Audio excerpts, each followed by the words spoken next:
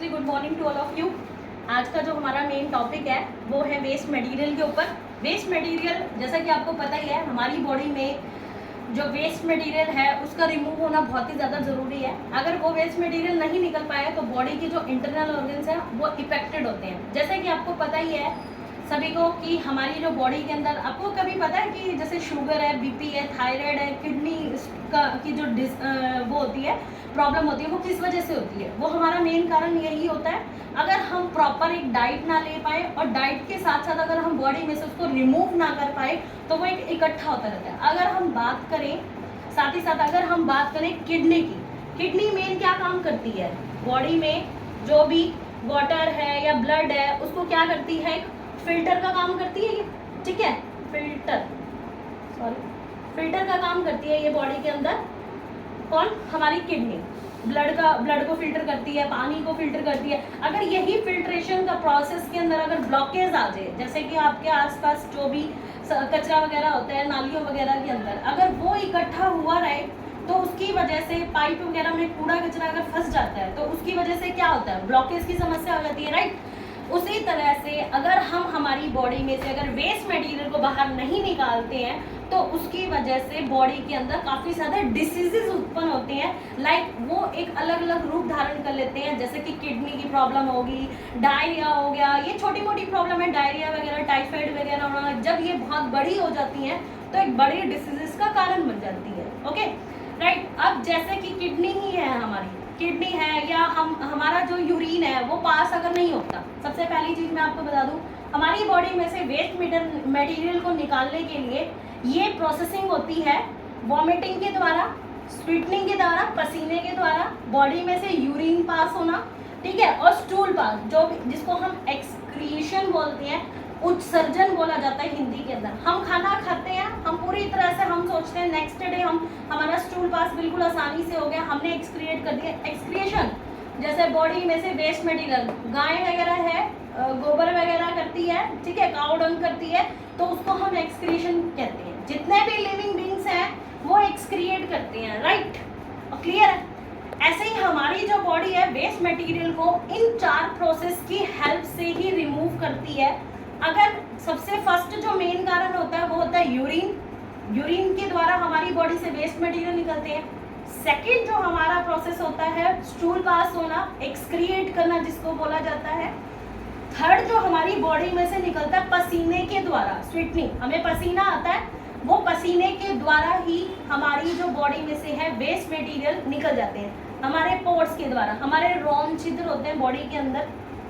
जैसे अगर हम प्लांट्स की बात करें, प्लांट एक लिविंग बींग्स में आते हैं, लेकिन प्लांट्स के अंदर भी पोर्स होते हैं जो कि एक्सचेंज ऑफ गैसेस करते हैं, ठीक है, बॉडी में से जो है गैसेस का एक्सचेनेशन करते हैं, कार्बन डाइऑक्साइड गैस है, O2 है, उसका संचरण करते रहते हैं।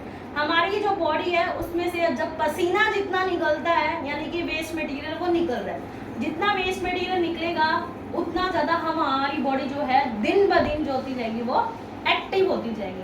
सेकेंड, अगर बॉडी में पसीना भी नहीं आ रहा, आपको स्टूल पास नहीं हो रहा, आपका यूरिन पास नहीं हो रहा, फिर हमारी बॉडी के अंदर दिक्कत थोड़ी और ज़्यादा बढ़ जाती है, जो कि फिर वॉमिटिंग का रूप धारण कर लेती है, ठीक है। वॉमिटिंग की जैसे हमें कई बार कॉन्स्टिपेशन हो जाता है तो उसमें काफ़ी ज़्यादा समस्या होती है, तो बॉडी क्या करती है फिर वॉमिटिंग के द्वारा उसे थ्रो आउट करती है। तो ये हमारा जो मेन जो आज का टॉपिक था वो इसी से रिलेटेड था कि वेस्ट मटेरियल जो है किन किन तरीकों के द्वारा बॉडी में से रिमूव होते हैं। और हाँ, ये ज़रूर है कि हमें इनको रिमूव करना क्यों ज़रूरी है, ताकि बॉडी के जो इंटरनल ऑर्गन्स हैं, इंटरनल ऑर्गन्स को तो हम लोग नहीं जानते, डॉक्टर्स वगैरह को ही पता होते हैं कि हमें क्या दिक्कत हो रही है, वो दवाइयाँ वगैरह लिख देते हैं।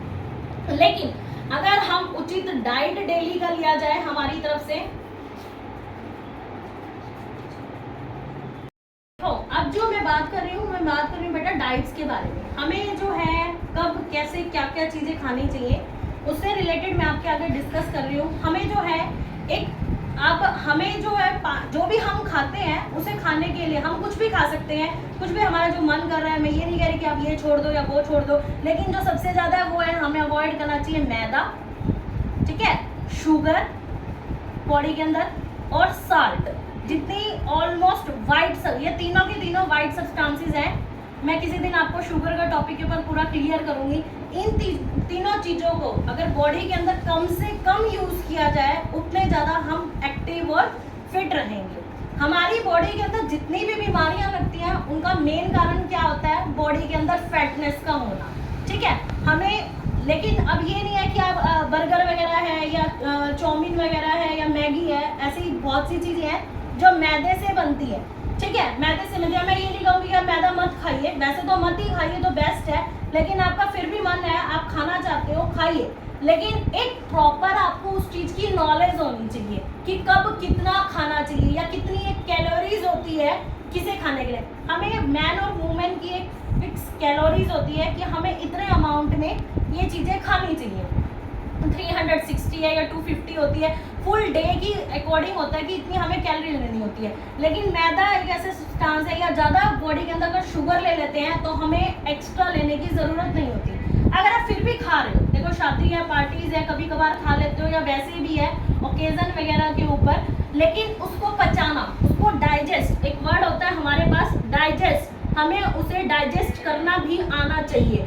डाइजेशन का एक मेन जो पर्पस है, एक जो मेन स्रोत है वो है हमारा वाटर, ठीक है।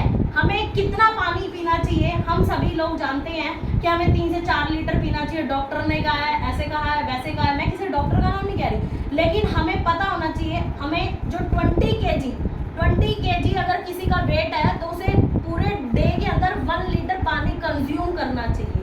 अगर लाइक किसी का 80 केजी वेट है, 80 केजी अगर किसी का वेट है तो उसे 4 लीटर पानी तो लेना ही लेना है, ठीक है। और 4 लीटर यानी कि एक टाइम में कम से कम 4 गिलास पानी, तो 3 टाइम, दिन में आप 3 बार खाना खाते हो, तो खाना खाने से आधा घंटा पहले और आधा घंटा बाद तक हमें पानी नहीं पीना चाहिए, बिटवीन भी नहीं पीना चाहिए जब आप खाना खा रहे हो।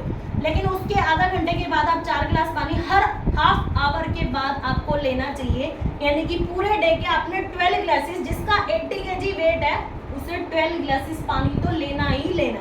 पानी कभी नुकसान नहीं करता, लेकिन अगर हमें गलत तरीके से अगर पानी पिया जाए तो वो बॉडी के अंदर नुकसान करता है, वो सीधा इम्पैक्ट करता है हमारी किडनी के ऊपर। हमारी किडनी की जो प्रॉब्लम्स होती हैं वो किडनी के साथ साथ अगर आपकी बॉडी के अंदर अगर एक प्रॉब्लम आई तो उसके साथ साथ 2 डिस्काउंट में पक्का आएंगी, आपको गिफ्ट में पक्का 2 प्रॉब्लम्स मिलेंगे। अगर आपको बीपी हो गया तो थायराइड शुगर तो आना ही आना है, आप कहीं भी पढ़ के देखोगे, कहीं भी किसी भी डॉक्टर का देखोगे, वो ये कहेंगे या ये चीज़ें तो आनी ही आनी, ये आपको गॉड गिफ्टेड मिलती हैं। तो आप एक अच्छी हेल्थ को लेना चाहते हो, एक अच्छा जीवन जीना चाहते हो, हमें ना कभी भी अपने, हम बीमार होते हैं, कहते हैं कि हमारी एज हो चुकी है, हम बीमार हो रहे हैं, कभी भी हम एज के अकॉर्डिंग बीमार नहीं होते, ये बात आप ध्यान रखिए। हमारी बीमारी का जो मेन कारण होता है हमारा गलत खान पान होता है, जिसकी वजह से हम बीमार होते हैं। हमें पता नहीं होता कि किस टाइम पर क्या चीज़ें खानी होती हैं और हम खाने में लगे रहते हैं। कब मन किया, हमें क्रेविंग्स होती है, कभी मीठा खाने की क्रेविंग हो रही, कभी नमकीन खाने की क्रेविंग, खाइए सब कुछ, लेकिन आपको उस चीज़ का टाइम होना, पता होना बहुत ज़्यादा ज़रूरी है। और खाने के साथ साथ ही आपको उसको डाइजेशन का पता होना चाहिए कि हमारा हमें डाइजेस्ट कैसे किया जा सकता है या क्या चीज़ है। एक तो स्पेशली फर्स्ट यही है, हमें डेली वॉक करनी चाहिए हाफ आवर तक, ठीक है। सेकंड, 10 बजे से पहले अपना जो है ब्रेकफास्ट को कंप्लीट करना चाहिए। और ब्रेकफास्ट के अंदर हमारा सिर्फ हेल्दी नहीं होना चाहिए, हेल्दी के साथ साथ हमारा जो है फाइबर युक्त होना चाहिए, ठीक है। हम जो भी खा रहे हैं जैसे फ्रूट्स है, ज़्यादातर तो ये देखा जाता है हमें मॉर्निंग के टाइम में लिक्विड डाइट का फॉलो जरूर करना चाहिए। लिक्विड डाइट बहुत अच्छी रहती है, ठीक है। पहले समय में बोला भी जाता था दोपहर को खाइए, आप कुछ मर्जी खाइए जो आपका मन करता है, लेकिन इवनिंग में फिर से आप हल्का भोजन लीजिए, जिससे एक आप स्वस्थ हल्के भोजन के अंदर जैसे आपकी खिचड़ी है, दलिया है, पोहा है, बहुत लाइट वेट की जो चीज़ें हैं, दाल है, पल्सीज है, इन चीज़ों को लीजिए आप रात के समय में, डिनर के समय में। और कम से कम जो है लास्ट 8-8:30 के बिटवीन आपका जो है फूड इनटेक हो जाना चाहिए बॉडी के अंदर, क्योंकि डाइजेशन का प्रोसेस भी ज़रूरी है। लेकिन आज के समय में जो बीमारियां जन्म ले रही हैं तो उसका मेन कारण क्या है? उसका मेन कारण यही है कि हम एक टाइम पर नहीं खाते, 10 बजे खा रहे हैं, कभी 11 बजे खा रहे हैं। और सेकेंडली हम बॉडी के अंदर बॉडी को एक्टिव नहीं रखते। हम अपने घर का काम है हम बाहर से करवाते हैं। आपको पता है हम अगर जितना घर का काम करते हैं, झाड़ू पोछा बर्तन वगैरह, हमारी बॉडी से 320 कैलोरीज